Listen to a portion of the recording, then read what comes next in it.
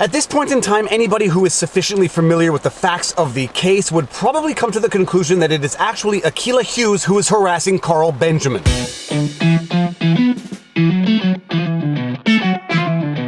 Viva Frei, Montreal litigator turned YouTuber, and there has been another update in the Akilah Hughes versus Carl Benjamin copyright saga, on which I've done a number of vlogs already. Judgment has formally been entered in favor of Carl Benjamin for the legal fees that Akilah Hughes was ordered to pay on her failed copyright infringement claim, and oh my goodness, where this file goes...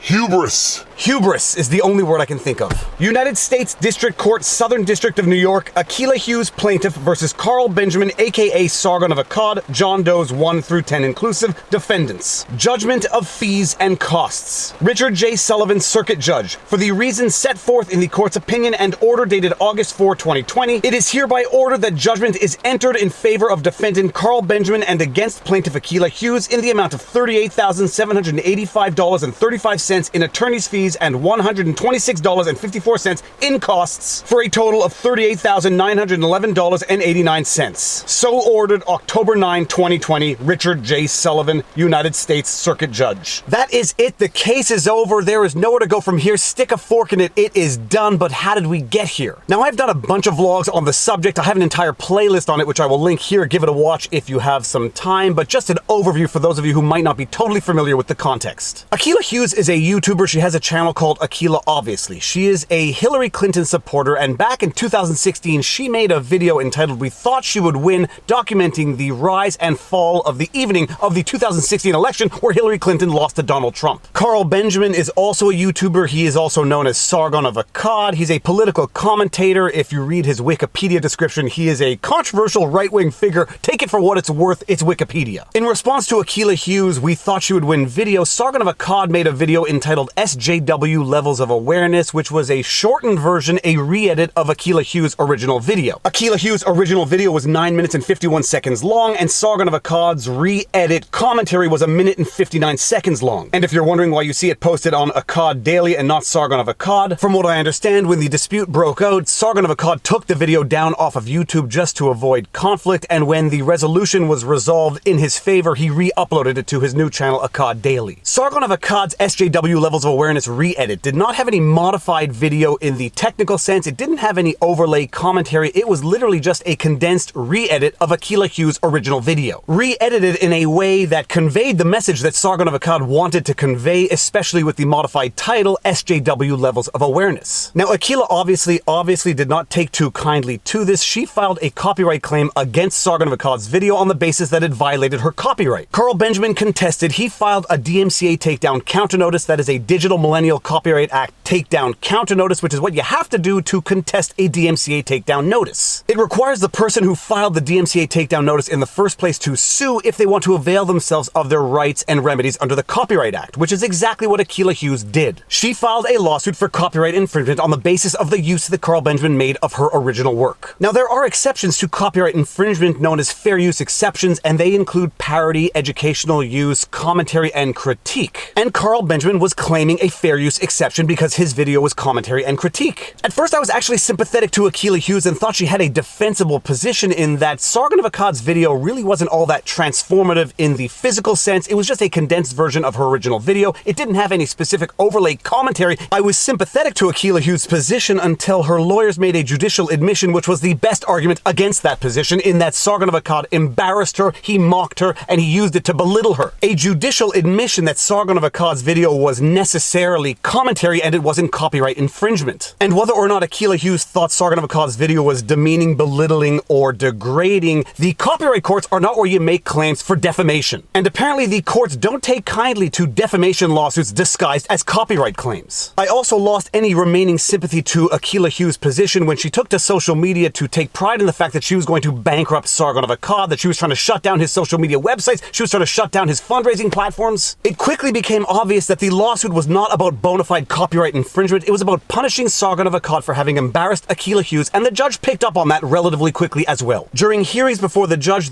repeatedly warned Akilah Hughes that the use that Sargon of Akkad was, quote, and I am in fact quoting, quintessential fair use. And this was further evidenced by Akilah Hugh's own judicial admissions to the effect that Sargon of Akkad's video embarrassed her, belittled her, or degraded her. The judge basically tells Akilah Hughes in no uncertain terms that her lawsuit is baseless, and what does Akilah Hughes do? She makes a settlement demand for something like $48,000, an outrageous settlement demand, and then proceeds with the file nonetheless. Not only does she do that, but then she continues to go to social media posting tweets making it clear that her intentions are not to avail herself of bona fide copyright protection, but just to punish Carl Benjamin.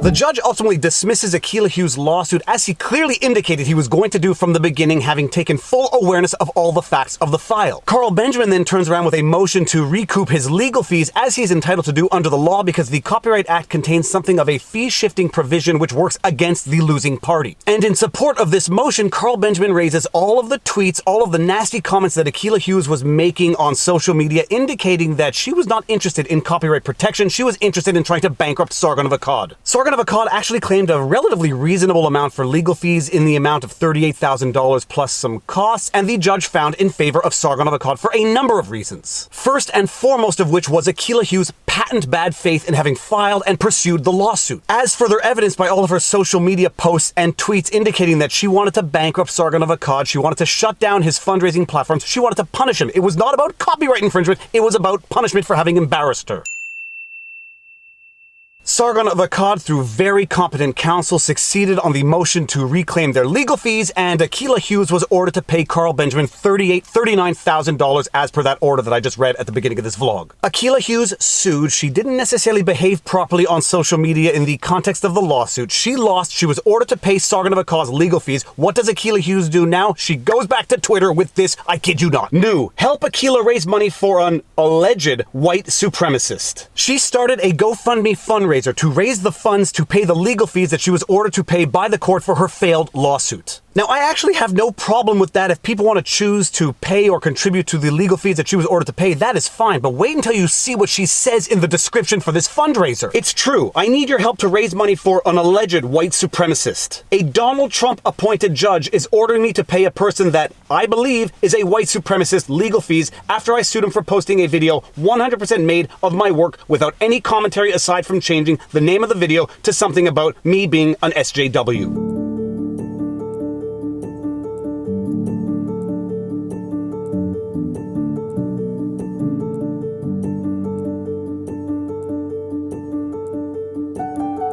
The issue is multifaceted, but it mainly revolves around 1. Digital IP and copyright law being wholly subjective and virtually non-existent compared to traditional media's copyright standards. 2. YouTube's unequally applied standards of said laws for individuals versus corporations. 3. YouTube's lagging understanding of online harassment. And 4. A desire to raise a ton of money for black organizations and bail funds. Based again on a Donald Trump appointed judge's determination that the body of work from said white supremacist is inherently pejorative, and not on the reality that no commentary was added to my work, my lawsuit was thrown out. Because I simply was pejorative about the harassment he inspired against me, I've been ordered to pay him upwards of $39,000 to this man. The white supremacist used this same website, GoFundMe, to raise more than $120,000 to fight the lawsuit in the first place. So it would appear his income is solely based on raising money off of me and my original work. It's so pathetic and sad, but c'est la vie. I'd love to give him a little more money and give way more to black people who he's disparaged in all of his videos across the internet. And this is actually the perfect time to open a parenthesis. Akilah Hughes actually raised this argument in opposition to Carl Benjamin's motion for the legal fees. She raised the argument that because Carl Benjamin actually raised $120,000 on GoFundMe, that she should not be ordered to pay his legal fees. And the judge actually quickly dispatched of this argument in her brief, saying it doesn't matter how Sargon of Akkad raised his money to pay his legal fees. It doesn't matter if he has a rich uncle. That was actually out of the judgment. One of the purposes of the fee-shifting provisions in the Copyright Act was to deter baseless copyright lawsuits. It's not because Carl Benjamin was savvy enough to raise the required funds via GoFundMe. It's not because he might have been lucky enough to have a rich uncle who would foot his legal fees that the losing party should be absolved of having to pay the legal fees for a baseless lawsuit. That would not have the deterrent effect that the fee-shifting provisions of the Copyright Act were intended to impose. But the GoFundMe description goes on, and if you can believe it, it actually gets worse. His lawyer claims that he is a libertarian, yet consistently his views fall in line with alt-right and neo-Nazi racism and xenophobia. Because YouTube perhaps does not understand or care about internet harassment. They expect this person to 1. Express on their own that they are racist for that to be true, and 2. Do not hold creators responsible for the harassment they encourage and inspire with their audience. As this alleged white supremacist has made a career off of harassing content about specific black creators, so much so that Patreon deleted his account and the Southern Poverty Law Center lists his more popular collaborators as white supremacists. It is surprising that this content is still available to view, but it is. When I first read this description on Akilah Hugh's GoFundMe fundraiser, I was absolutely flabbergasted because she is yet again doing exactly what the judge faulted her for having done in the court file. And when I first read this, I actually started to wonder to myself whether or not what she is doing could potentially be contempt in the United States, and I said as much on Twitter in a possibly undumb thing on Twitter. Part of me wonders if this rises to a level of contempt ex facie. It certainly borders on defamation, and worse than not having learned a lesson from her lawsuit, Akilah obviously has induced her supporters to pay the legal fees she was ordered to pay due to her baseless suit.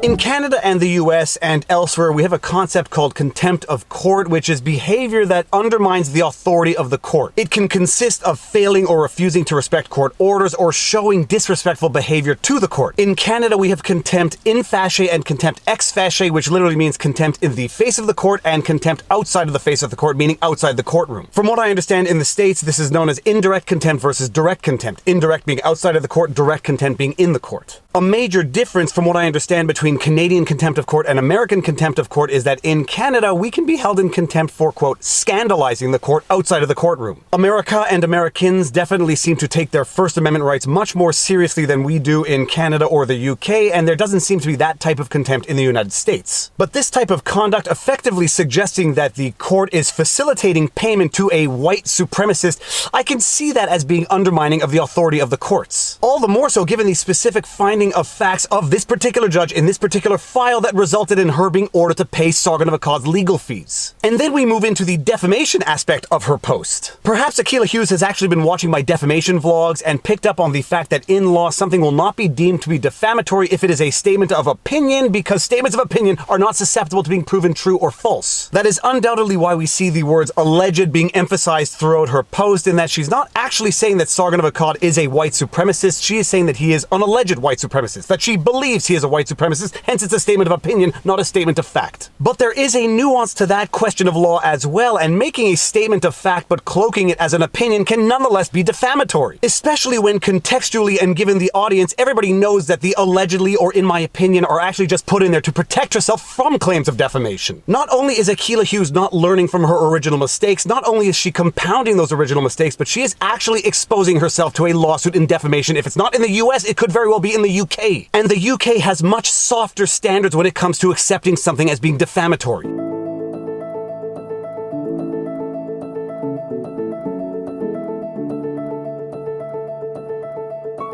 She is also exposing herself to a claim for misrepresenting the purpose of the GoFundMe, the reason for which she is raising the funds. Some people who contributed might not take too kindly if they found out the very reason for which she is raising the funds that she has to pay to Sargon of Akkad. And we have seen firsthand the exposure that can result from an improperly described fundraiser or an inaccurate description of what is going to be done with the funds, as we saw in the We Build the Wall, Steve Bannon, Brian Colfage indictment. Carl Benjamin may be the scum of the earth. He may be guilty of all of the accusations that Akilah Hughes is leveling against him, but that had nothing to do with the lawsuit. It had nothing to do with the reason for which she was ordered to pay his legal fees. And instead of learning the lessons from the first lawsuit and assuming the consequences of her own actions, she is blaming everybody, from Sargon of Akkad to the judge to YouTube itself. And above and beyond potentially defaming Carl Benjamin yet again, she is potentially misrepresenting the reason for which she is raising the funds to people who are contributing not in full awareness of fact and law. And if Akilah Hughes were my client, I would be telling her everything that I just said in this vlog. And if you like my videos and you like my content, please be sure to like, share, subscribe, hit the notification bell, drop a comment in the comment section below because it feeds the algorithm. If you want to support the channel, all of these support links are in the pinned comment. We've got PayPal, Subscribestar, YouTube membership, Patreon, we've got merch, but more important than all of that, take care of yourselves, check in on friends and family, make sure everyone around you is doing well, and now you know your vlog. Peace out.